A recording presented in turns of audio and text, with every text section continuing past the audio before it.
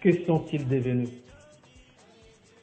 L'histoire des écoles familiales agricoles EFA montre qu'elles ont pour vocation d'offrir une formation intégrale aux jeunes afin de leur permettre de créer leur propre emploi, trouver un emploi ou continuer leurs études. Cette expérience qui a fait le tour du monde s'adapte-t-elle au Cameroun? Que sont-ils devenus? Léonce Wolonji était un ancien élève de l'EXA de Njombe. Fils d'agriculteur, il n'a jamais imaginé devenir producteur d'ananas à cause des faits piquants. Alors qu'il était encore élève à l'EFA, il crée avec son grand frère un champ d'ananas. À la sortie de l'EFA, le champ lui est offert à condition qu'il rembourse les 1 500 000 francs CFA investis. Léonce accepte le deal et commence à rembourser dès sa première récolte. Cette année, il va atteindre 1 hectare d'ananas. Son prochain objectif, c'est la papaye. Aujourd'hui, Léonce ne se soucie plus des piquants des ananas, mais la joie qu'il ressent en partageant avec ses visiteurs le résultat de son travail. François Mbounou, EFA d'Inkonsamba.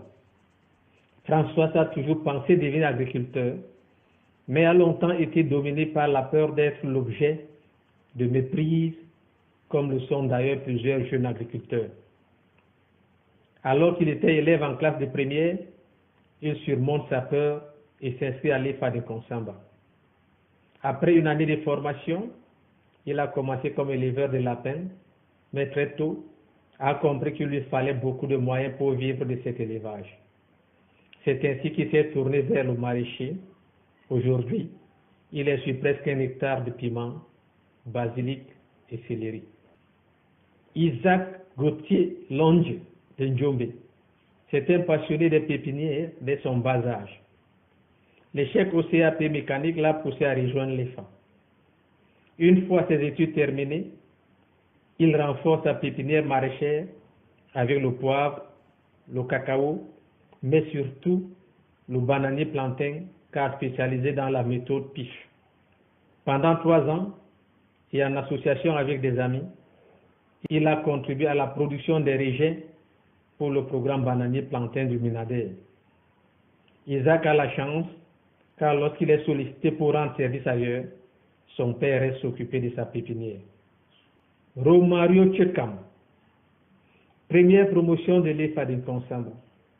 Autant il va vous déboussoler par son sourire constant et ses blagues permanentes, autant il surprend par ses initiatives. Pendant qu'il était encore élève, il était le seul à avoir pris le risque de créer une ferme d'élevage de poulets de chair.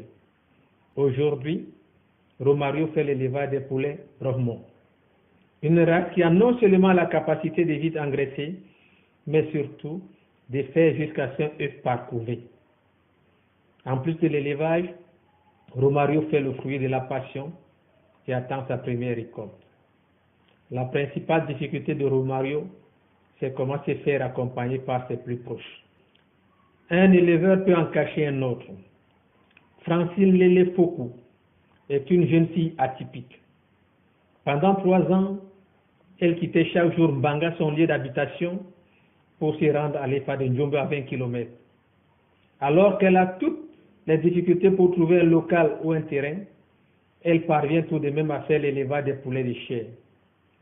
Vu l'étroitesse de la chambre à coucher qu'elle exploite, elle a opté pour le préchauffage des poussins. Elle achète les poulets d'un jour, les élève jusqu'à 21 jours et les vend à ceux qui veulent engraisser. À côté de l'élevage, Francine fait un petit champ de maïs et espère qu'avec ses activités, elle arrivera à économiser pour louer un espace plus grand et construire une ferme digne de ce nom.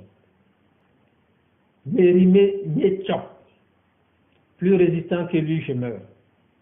Chaque jour, Mérimé fait 30 minutes de moto et 20 minutes à pied pour arriver dans son exploitation, une vaste plantation caféière qui lui a légué sa grand-mère.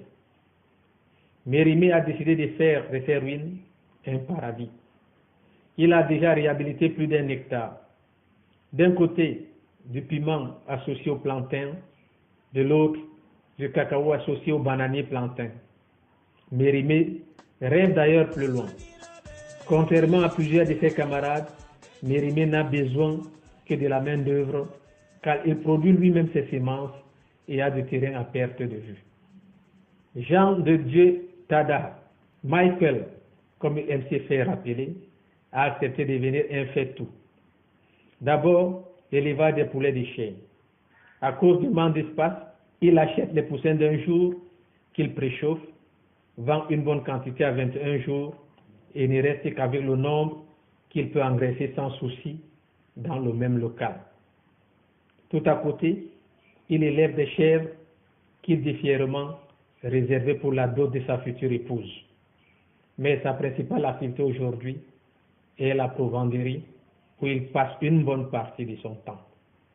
Idriss Tiwa Fomekon, le génie des génies. Après avoir fait des mains et des pieds pour avoir une truite et un verra pour commencer son élevage porcin, il perd accidentellement sa truite. N'ayant pas les moyens pour se procurer une autre, il a l'idée géniale de mettre devant sa maison une plaque qui attire l'attention de tous. Vera en activité. Ce n'est pas un simple slogan, c'est un fait. Au moins une fois par semaine, son Vera est sollicité pour des croisements et les revenus de cette activité lui ont permis d'acheter une nouvelle truite et nourrir ses bêtes. Idriss fait également dans le piment, le cacao, mais aussi dans l'élevage passionnel des oies. Le rêve d'Idriss est de trouver des moyens pour faire un vrai élevage de porcs. SOS donc pour les potentiels accompagnateurs. Au-delà de leur talent individuel, certains anciens élèves se mettent ensemble pour valoriser les acquis de leur formation. C'est le cas d'une dizaine d'anciens élèves qui ont décidé de se mettre ensemble pour faire la morelle noire. L'EFA leur a offert 1 hectare de terrain et facilité son irrigation, et tous s'y mettent avec beaucoup de zèle. Mais l'EFA, ce n'est pas seulement l'auto-emploi, c'est aussi l'emploi. Augustin Kengum et Arnaud So, 2 inséparables, ont décidé de mettre leurs connaissances au service de leur ancien encadreur. Tous spécialisés en production d'épices, ils conduisent aujourd'hui une pépinière avec des commandes minimales de 50 000 plants par an. Mais leur rêve, c'est trouver leur propre marché et se mettre à leur propre compte. À côté de ceux qui vivent de leurs activités, certains anciens élèves reprennent le goût des études et retrouvent le chemin de l'école. C'est le cas de Nadège Flore à Bangwon. Alors qu'elle avait abandonné l'école en classe de 5e, elle a repris les études après une année passée à l'EFA. Aujourd'hui, elle est en classe de 3e et prépare son diplôme de fin de premier cycle de secondaire. Elle ne compte pas s'arrêter en si bon chemin.